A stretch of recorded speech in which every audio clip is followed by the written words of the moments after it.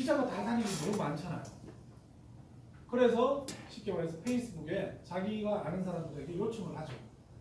주변에 최근에 아기를 낳고 산후조리원의 경험이 있는 분들이 이 기사를 함께 만들었으면 좋겠다. 3,000명이 만들었어요. 그래서 전국에 있는 노르웨이 전역에 있는 산후조리원의 문제점에 대한 기획 기사가 쫙 나갔던 거죠. 그게 일상이라는 거예요. 뭐 지금 네이버나 다음에서 크라우딩 펀딩이라고 들어보셨을 거예요. 점점 더 많은 괜찮은 뉴스들이 그런 식으로 공동 작업으로 만들어져요.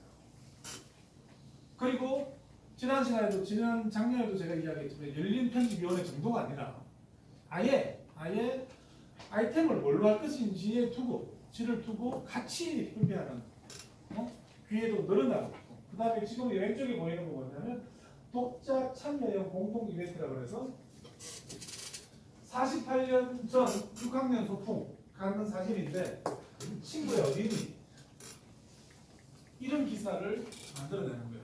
그러면 저게 뉴스냐라고 할지 모르지만 뉴스는 뭐라고 했습니까? 진화하는 겁니다. 뉴스는 상당히 폭이 넓어요. 그래서 저것도 당연히 뉴스죠.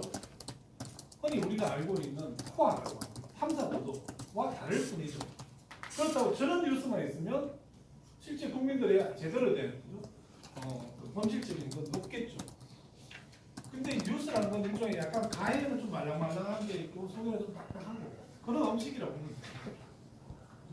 그 다음에 오른쪽 같은 경우는 이제 미디어오늘의 이정원 대표 같은 친구들이 내세우는 이야기인데 사실은 이건 이제 아까 제가 처음에 잠깐 이야기했던 1980년대 CNN이 막 등장하고 난 이후에 그리고 왜 국민들은 정부를 신뢰하지 않느냐라는 고민이 커지던 시기에 나오는 운동이 뭐냐면 퍼블릭 저널리즘이라는 운동이에요.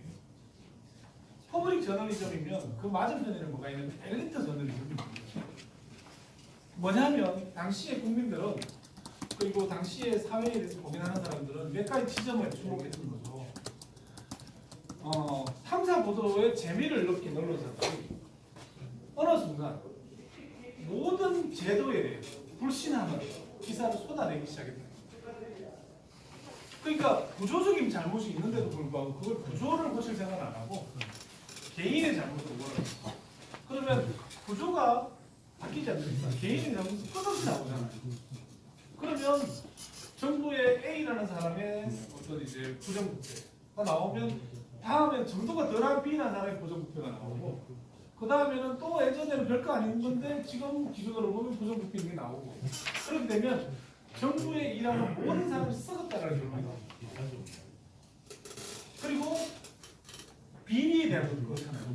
우리가 흔히 말해서 정말 사회적으로 용납할 수 없는 수준의 비리가 있고 어떤 행정상의 실수가 있을 수도 있고 근데 그게 이제 언론이 워낙에 우리 자기들은 높은 기준을 자기들도 절대 못 지키는 기준을 갖고 있으면서 일종의 이제 훈수듯이 바둑으로 치는 바둑의 훈수듯이 자기는 단 한 번도 작곡을 하지 않았으면서 그걸 평론하는 거죠. 단 한 번도 현장에서 일하지 않았으면서 모든 것들이 다 자기 뜻대로 안 된다고 해서 이제 비수를 꽂는 그런 행태에 대해서 일반 국민들이 드디어 뭐라고 했냐면 그놈의 엘리티시즘 잘난 척 좀 그만해 라고 하기 시작합니다. 그러면서 잘난 척하는 저널리즘이 아니라 엘리트 저널리즘이 아니라 제발 우리의 관점에서 퍼블릭의 관점에서 얼굴을 좀 다뤄줘 했더니 퍼블릭 저널리즘. 퍼블릭 저널리즘은 복잡하게 생각할 것 없이 엘리트가 갖고 있는 관심사 말고 지금 당장 여기 있는 분들 한번 생각해 보세요. 대구 현안이 뭐 지금 잘한다거나 그죠? 열린우리당이나 둘이 싸우는 거 뭔 상관 있습니까? 그죠? 그보다 훨씬 중요한 일들이 많은데 그런 뉴스만 나오는 건 뭐예요? 뉴스 패턴이 그렇게 돼 있는 거잖아. 그들이 중요한 뉴스가 이거라고 생각을 하고 그걸 우리한테 이게 중요해라고 강요하는 현상이에요. 그러니까 미국 국민들도 그걸 아니까 퍼블릭 저널리즘 운동이라는 게 시작이 됐고 그래서 주로 퍼블릭 저널리즘 운동에서 했던 건 뭐냐면 첫째는 우리 지역의 문제를 언론이 더 이상 남의 문제처럼 다루지 말고 니도 내려와서 같이 풀자. 이게 퍼블릭 저널리즘. 그 대표적인 게 이제 두 가지 정도만 이야기드리면 하나는 웨스트 버지니아. 그 동네는 예전부터 탄광촌이에요. 우리 집에 사북이나 저 뭐 그런 데도. 자 그러면 탄광촌이니까 당연히 사양산업이죠. 당연히 동네는 망했죠. 그래서 남은 사람들은 언제 떠나느냐만 보고 있는 거예요. 근데 이제 퍼블릭 저널리즘 운동에서는 뭐라고 이야기하냐면 야 우리 사회가 지금 우리 지역 사회가 석유 산업 석탄 산업 사양 산업이고 생산성 안 맞고 떠나는 사람 많고 알아. 그 얘기 다 하니까 그래 그만해. 그럼 어떻게 할 건지 이야기하자 이제. 그러면 우리 지역 사회가 살아남으려면 어떻게 해야 되는지. 그러면 뭘 해야 되는데? 라고 물으니까 자 첫째 지금 현 상황에서 우리가 할 수 있는 것들에 대해서 일단 집단 지성을 한번 실현해보자. 그래서 네가 다니면서 이 해외 사례 그 다음에 다른 주의 사례를 일단 모아갖고 와. 그래서 일종의 공청회를 하잖아. 네가 사람들을 모으고 그 다음에 그 공청회를 했는데 뭐 토의 주제가 있어야 되잖아. 토의 주제를 네가 갖고 와.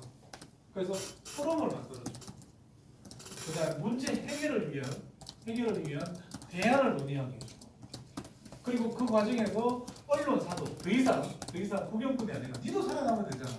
예를 들어 우리 지역 망하면 너도 지금 신문사 분산돼야 될 텐데 그런 이야기를 한 거죠. 그게 하나가 있어. 또 다른 하나는 뭐냐면 샬롯 거기도 제가 가봤었는데 노스캐롤라이나의 샬롯 옵저버라는 신문사인데 거기는 어떻게 했냐면 범죄가 너무 많아요. 특정 지역에 이제 신문사들이 범죄 많다는 보고 그만하자 이제 죽은 이야기 그만하고 왜 자꾸 죽어나가는지에 대해서 이야기합니다. 어떻게 하면 범죄율 수를 끊게 대해서 이야기합니다.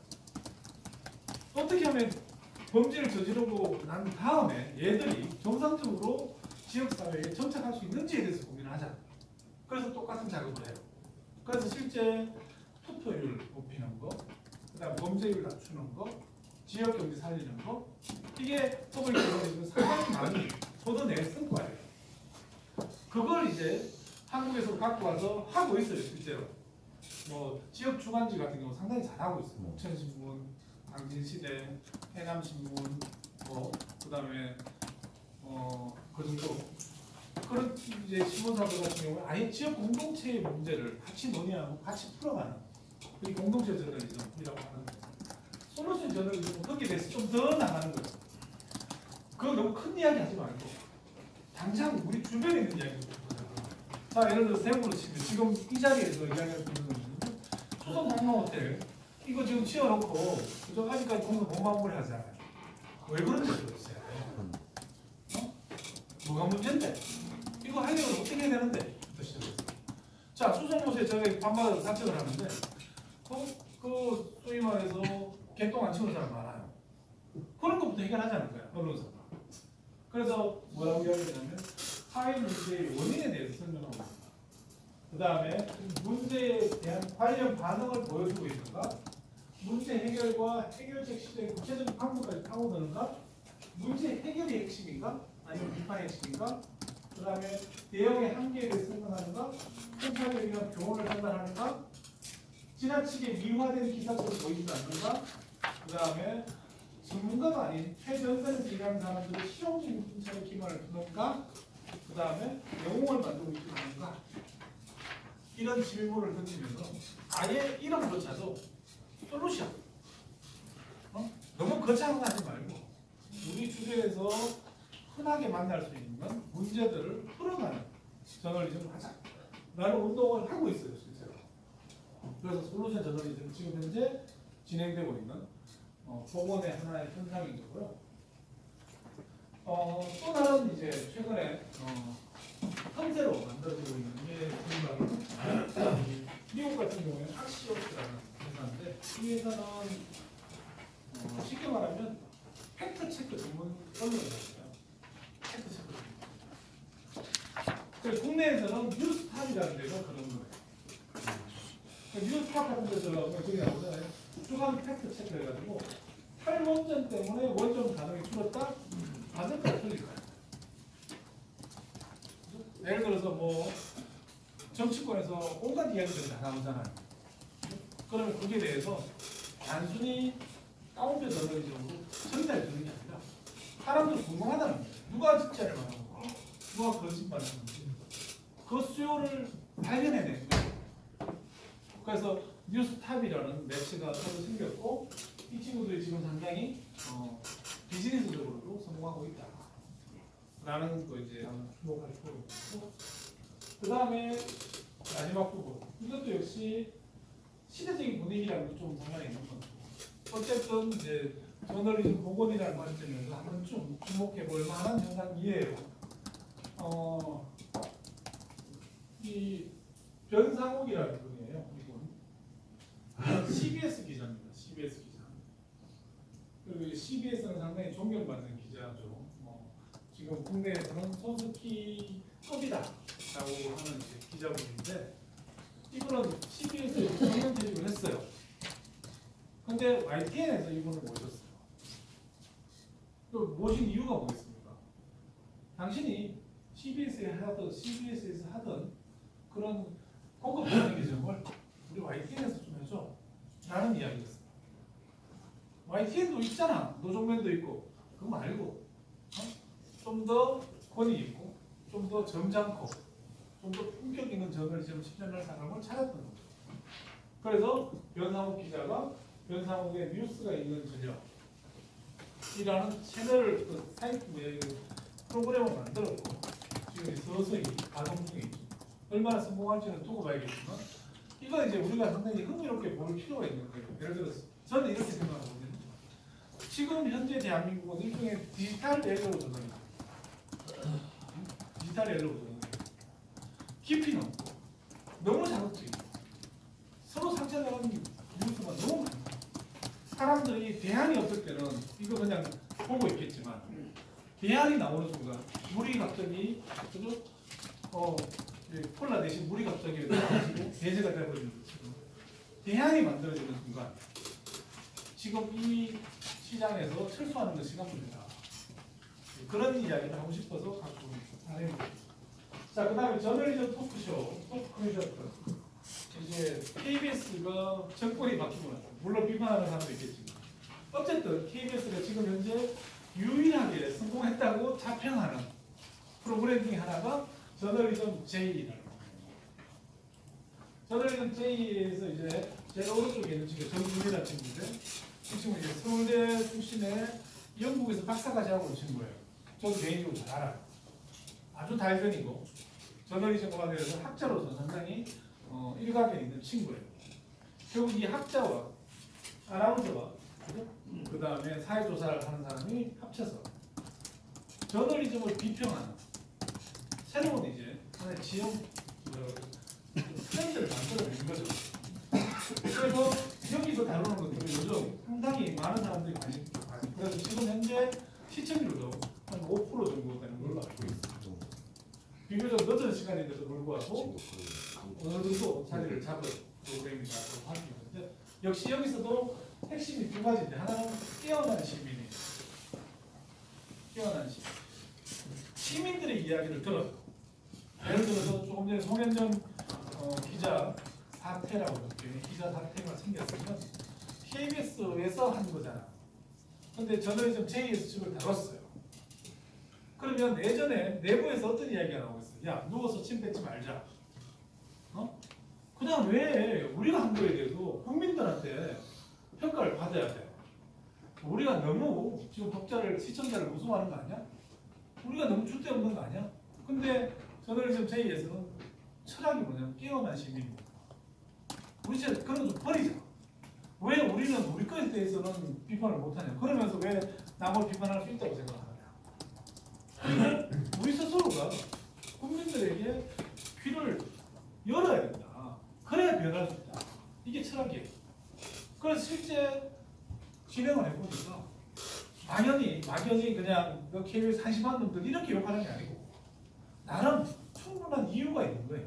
기자들이 생각하면 훨씬 더 깊이 문제의 원인을 파악해내는 거죠.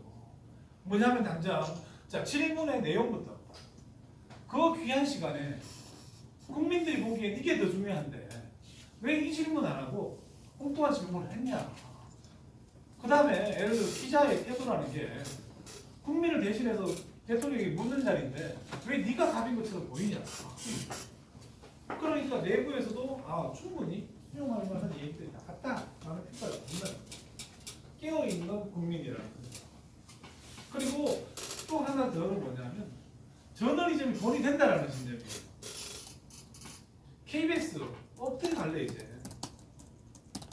KBS라는 거대한 조직이 이제 방송국에서 시청료도 받아야 되고, 그 다음에 KBS 뉴스에 대해 사람들이 어떤 공신력도 회복해야 되는데 최근 KBS 입장에서 상당히 곤란한 일들이 많았잖아요.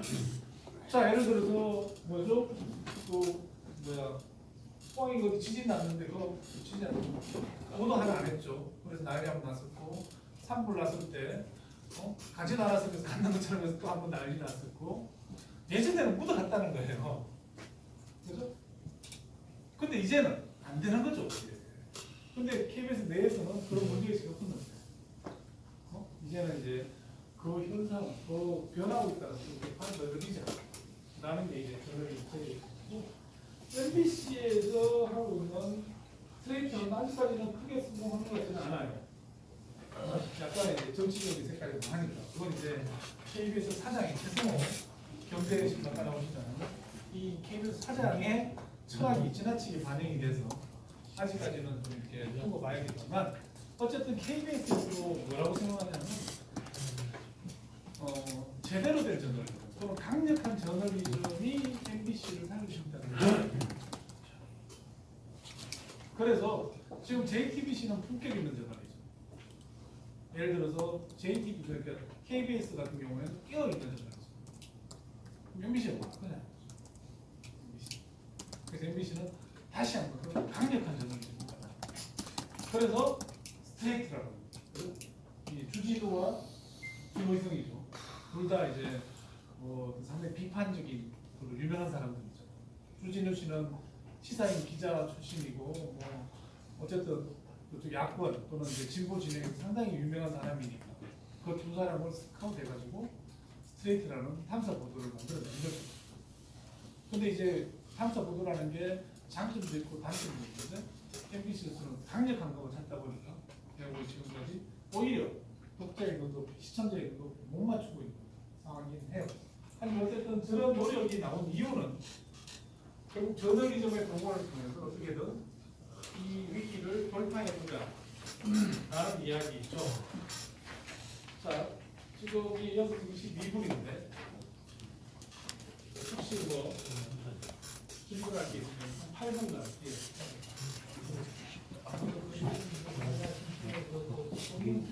예. 예.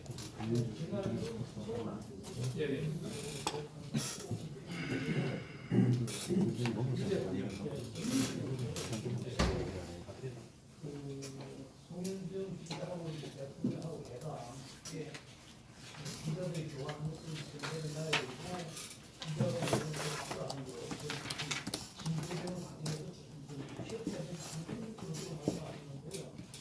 저도 기본적으로 공부를 하면서 이것은 기자뿐만 아니라 대통령도 마찬가지였습니다.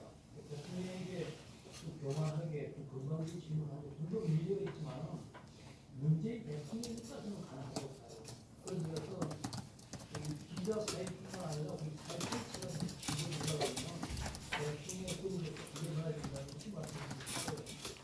그다음에 세 번째로 이제 우리 언론에서 동네 대통령 치고 하는 거 그것도 해는 것도 생각하잖아요. 그러니까 사실은 이것은 언론의 한 일이 아니라 나라의 신조지의 역할을 이어갔다가 언론에서는 연합을 안 해가지고 신조직으로 해도 그 사기 만들어야 되고 언론에서 하는 것이 아니라 그러니까 이 마지막으로 솔루션 저널리즘에 대해서 저도 상당히 복잡해요. 근데 이렇게 생각하시면 될 거예요. 언론은 다양하게 존재해요. 그러니까 이제 우리가 교통시장을 보면 이마트도 있고 예약마트도 있고 편의점도 있고 편의점 중에서도 수입 맥주를 많이 갖다 놓은 편의점도 있고 예를 들어서 택배를 잘하는 편의점도 있고 하듯이 오히려 저희들이 너무 저널리즘이라는 걸 갖다가 하나의 정해진 유형만 있다고 생각하지 말자. 그런 노력이 있는 것 같아요, 실제로. 실제 이제 역사를 보면 일본에서 저널리즘은 국가 건설을 위해서 아주 철저했어요. 국가 제거. 일본의 현대화는 일본의 언론이 없어서 불가능했어요. 그다음 미국의 독립은 미국 언론이 없어서 불가능했어요. 그런 식으로 각 시대별로 언론에 요구되는 소명은 다 조금씩 달랐어요. 근데 지금 예를 들어서 이제 뉴스 시장이 사실 거의 포화 상태죠. 그런데도 불구하고 어떤 이제 여전히 채워지지 않는 부분들이 있다라는 게 이제 저 솔루션 저널 하는 친구들 이야기고, 실제 미디어들은 오히려 더 큰 주제들을 많이 던져요. 그렇다고 해서 미디어들이 솔루션 저널리즘에 대해서 이건 뉴스가 아니다라고 생각합니다. 그런 차원에서 제가 트렌드가 있다라고 소개했습니다. 네. 아까 말씀하신 것 중에 독자와 함께 이런 노력들은 굉장히 중요하다고 공감을 하고요. 네. 근데 제 같은 경우는 경주에서 인터넷 신문을 하는데 항상 해보면 이제 이런 두 가지 딜레마가 있는 것 같아요.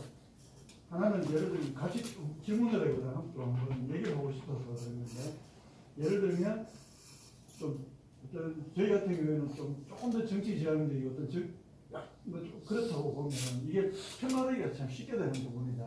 특히 인구 26만 도시에서 그래버렸을 때는 쉽게 평가하기가 되어버립니다. 그래서 오히려 독자들이 이렇게 댓글 하나를 달아도 누군지를 다 아는 상황에서 오히려 더 어려워지는 구조가 하나 있는 것 같고, 두 번째로 또 정말 한번 아이템 하나부터 독자들하고 함께 하고 싶어서 이렇게 풀었을 때, 공개를 했을 때, 사실은 그 공개를 했을 때 그러면 여러 사람들이 다른 지역의 언론사도 같이 보게 되잖아요. 그러면 저희 같은 인력이나 규모나 여러 가지가 적기 때문에 받아 안을 수 있는 게 적은데, 오히려 뭐좀 속된 표현이면 봉사길 가르쳐 준다고 실제로 여러 아이템들이 나와버렸을 때 저희들은 아무리 그릇이 안 되는데 오히려 그 자체를 공문을 열었을 때 공개적 열었을 때 저희 언론사에 뺏기는 경우, 이런 것들이 항상 좀 충돌하는 것 같아요. 혹시 이런 경우에 교수님의 해안이 일단 해야 없고요. 그래서 제가 교수하고 있죠. 저는 이사 비즈니스 안 하고, 비즈니스 정말 제가 너무 뱀변이에요. 펀드 매니저한테 돈을 따는 적이 없으니까. 그 하나 그냥 사례가 어떤 게 있냐면, 남의 신문에서 독자와 함께 했던 게 어떤 거냐면 가족사를 정리하는 작업을 했어요. 남해라는 데가 이제 그 남해 신문 그 대표 이용 대표 그런 얘기가 들어요. 남해가 중국에서 가장 농촌 지역이 넓게 흩어져 있대요. 근데 그 시골에 있는 분들이 그 세대가 마지막이라는 거예요. 그분들의 기억, 그분들의 히스토리는 자식들한테도 못 전해주는 거예요. 그냥 그 한 사람의 인생에서 끝이 나는 거예요. 그래서 처음에 이제 그분들 찾아가서 이런 이야기를 했대요. 당신의 이야기를 들려라고. 그런데 그분들이 자식들 쪽팔리고 자식들 창피해서 안 된다. 근데 결과는 어쩌면 자식들도 듣고 싶어요. 그리고 본인들도 내가 죽기 전에 이 이야기를 할 수 있어서 참 좋다. 라고 해서 상당히 성공한 독자와 함께하는 뉴스였어요. 사실은. 그래서 이제 정치적으로 파편화되어 있다 하더라도 뭔가 찾을 만한 주제로 있을 거다라는 생각이 드는 거고. 그 다음 두 번째는 이제 그 봉사 필요해서 준다라는 문제인데, 그건 저는 개인적으로 그렇게 생각해요. 자신감 문제가 있는 것 같아요. 그러니까 저희들 학자들은 이런 게 있거든요. 학자들은 어떤 사람들은 자기 논문을 절대 안 보여줘요. 왜? 다른 사람이 이 논문을 뺏기면 안 되니까. 그럼 이 주제를 갖고 자기가 먼저 쓰면 안 되니까. 근데 사실 저는 그걸 걱정 안 해요. 왜냐하면 이 주제를 나는 내 단계까지 잘하는 거고, 다른 사람이 이 주제 갖고 가서 내처럼 못 쓴다. 나는 내 색깔이 있는 거고, 그 사람 색깔이 있는 거니까. 그런 식으로 생각을 해요. 그래서 저는 웬만하면 그냥 아이디어를 공유를 잘해요. 다 알려줘요. 학교에서도 발표하고. 근데 이제 어느 순간 어떤 일이 생기냐면, 김성희가 한대, 아이 됐어. 제 하게 되겠다. 제가 못 따라가. 저 주제는 제